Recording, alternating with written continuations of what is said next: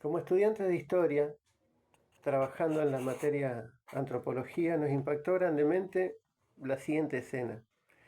Una persona como nosotros, en una universidad muy prestigiosa, eh, en la sala de antropología biológica, estudiando la materia anatomía frente a un esqueleto que formó a generaciones y generaciones, descubre que no eran huesos de un donante anónimo para la ciencia, sino que pertenecieron a un joven de 22 años que fue secuestrado, que murió de hambre, había sido exhibido como un animal raro y murió de hambre ahí en ese lugar, y se llamó Mackenzie. Esto no fue una película de terror, fue una persona real.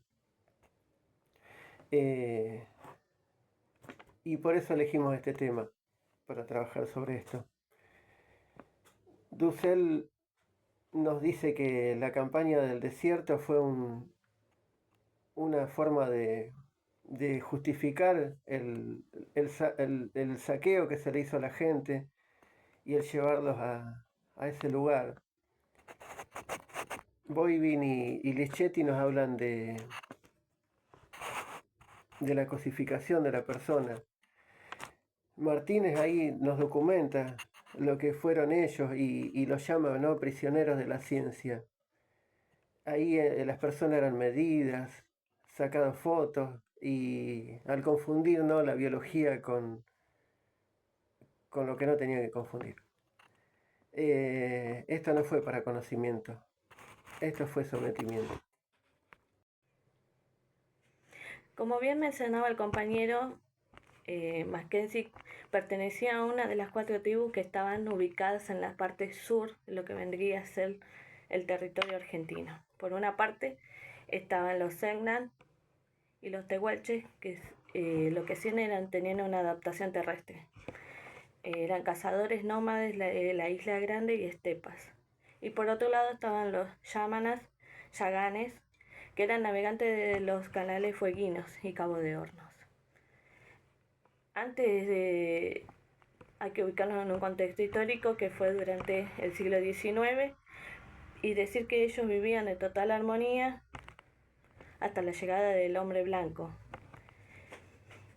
También cabe decir que la tierra empezó a tener valor para ellos, por lo que vinieron con el plan de extender la línea de la civilización, y era algo que no era negociable para los pueblos originarios. A fines del siglo XIX, el Estado argentino, bajo el mando del general Julio Argentino Roca, disfrazando de progreso, iniciaron un genocidio, la llamada Conquista del Desierto, cuya versión oficial dice que la idea era extender el frente de la civilización, el poblamiento, el estudio con las ideas darwinianas del origen del ser humano. Las palabras que utilizaban eran indios, salvajes, bárbaros, pero la realidad fue otra. Esto era apropiación de tierras para el modelo agroexportador, matanzas, se pagaba incluso por las orejas de las personas, a las familias se las separaban, se las llevaban para trabajos forzados, iban a la prisión, esclavitud, y, y esto fue un genocidio sistemático. Luego del triunfo del general Roca por sobre los pueblos originarios, comenzó la ruta de deshumanización. Primero empezó con el despojo de manera territorial, los obligaron a irse, a caminar grandes kilómetros, largas distancias, por así decirlo, y donde fueron trasladados desde Carmen de Patagones en buques hasta la provincia de Buenos Aires. Una vez llegado a Buenos Aires, ocurrió el sometimiento, donde los hombres fueron trasladados a la isla Martín García, donde tenían que realizar trabajos muy duros, y las mujeres destinadas a las casas para trabajar de criadas. Así también estuvo el cautiverio, porque en ese entonces también era una forma de entretenimiento, el tema del zoológico humano, donde familias que fueron trasladadas a distintos museos. Se realizaban exposiciones donde se los presentaba como bárbaros, incivilizados, donde se los dejaba días sin comer luego le tiraban carne cruda y ahí mostraban la barbarie que eran estas personas inferiores y la gente pagaba para ver por así decirlo, espectáculo. No solo se realizaba en la Argentina, sino también en países de Europa, es una idea extraída de ahí. Y después estaba la cosificación, que era lo último, que a pesar de encima de haber sido secuestrados, estar en cautiverio, privados de su libertad, luego de que fallecieran, sus huesos también serían exhibidos.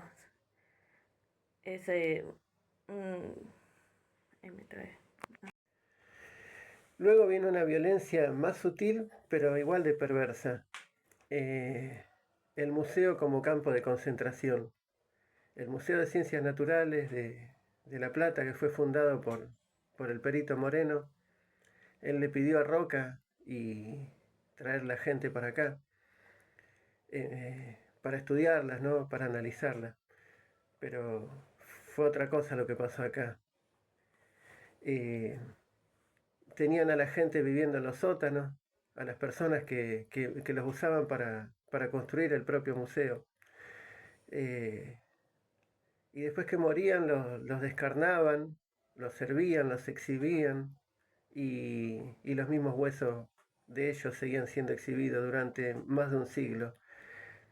En pos de la ciencia se hacía todo esto.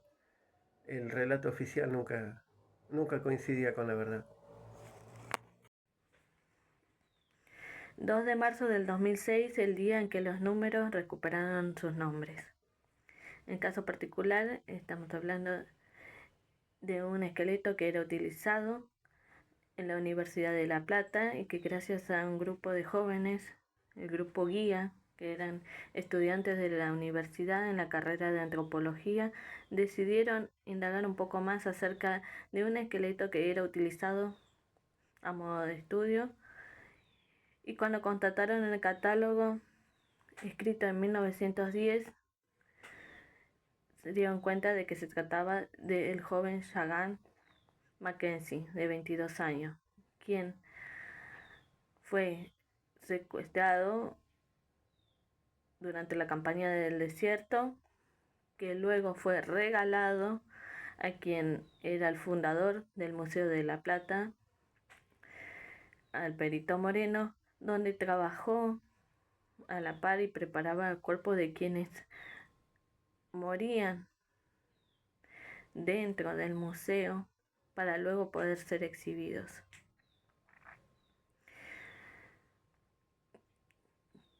Su vida fue un martirio, pero gracias a la acción del grupo guías pudo ser retirado para ya no ser exhibido en el museo como una pieza más.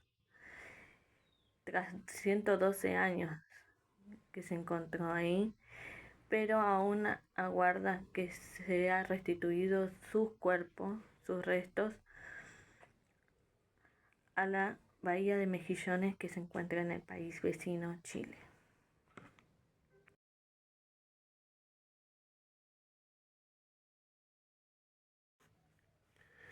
Como habíamos dicho, el Perito Moreno tenía varios prisioneros que habían traído de allá del sur, y entre ellos tenemos a Seriot, que era un joven Selknam de Tierra del Fuego, hablaba varios idiomas. Y él fue fusilado en una emboscada cuando quiso recuperar a su familia. Fue regalado al museo por el gobernador de la provincia. Él pudo ser restituido recién en 2016. Y quien nos llevó a realizar este trabajo fue el cacique Inacayal, un cacique mapuche tehuelche de Chubut. Él había recibido pacíficamente a los naturalistas y fue llevado en cautiverio. Murió en el museo y fue restituido en 2 etapas. En 1994, a través de una ley nacional, se devolvió una parte de los huesos. Pero en 2006 el colectivo Guías descubre en el cerebro parte del cuero cabelludo, una oreja, y recién en 2014 recibe el entierro digno. La violencia del lente y el silencio femenino. Voy a hablar otra de la forma de sometimiento de la que tuvieron los pueblos originarios. En este caso la fotografía era un método para documentar, pero eran unas fotografías particulares, ya que eran todos despojados de su ropa, sin contexto social, sin documentar su cultura. Era una forma de violencia. Claramente el objetivo que tenían los antropólogos en ese momento era invisibilizarlos y convertirlos en salvajes, que todos eran una misma cosa inferior.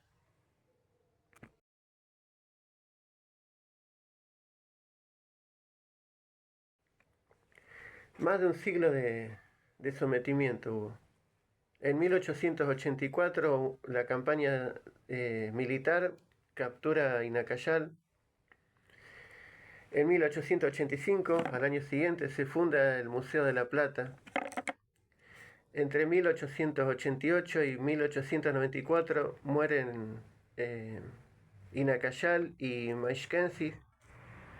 Y en el año 1910 se crea un catálogo de restos humanos. Ahí pasaron a ser un número. El número que sirvió para después identificarlo. En 1994 se empieza a hacer justicia. La reforma constitucional le otorga reconocimiento étnico. Y en 2006 el colectivo Guías retira a Maishkensi de la exhibición después de 112 años. Y en el año 2016 continúan las restituciones, se devuelve a Seriot y algunos de ellos restos.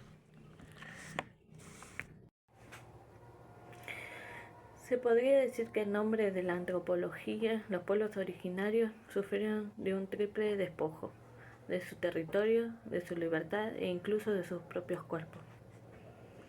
Más allá del genocidio que vivieron a raíz de la conquista del desierto, se sufrió un etnocidio donde buscaban borrar sus identidades, su cultura, de dónde provenían.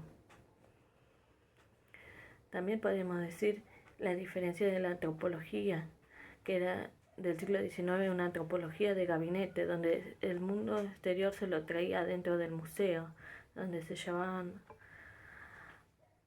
de los escritos de otros, y la diferencia con el actual, que hay un real compromiso por la restitución y un trabajo en conjunto con los pueblos originarios que buscaban que se fueran devueltos, de recuperar los restos de quienes fueron sus ancestros. Los pueblos originarios no son objetos de museos, sino son personas de comunidades vivas preexistentes aún en la actualidad.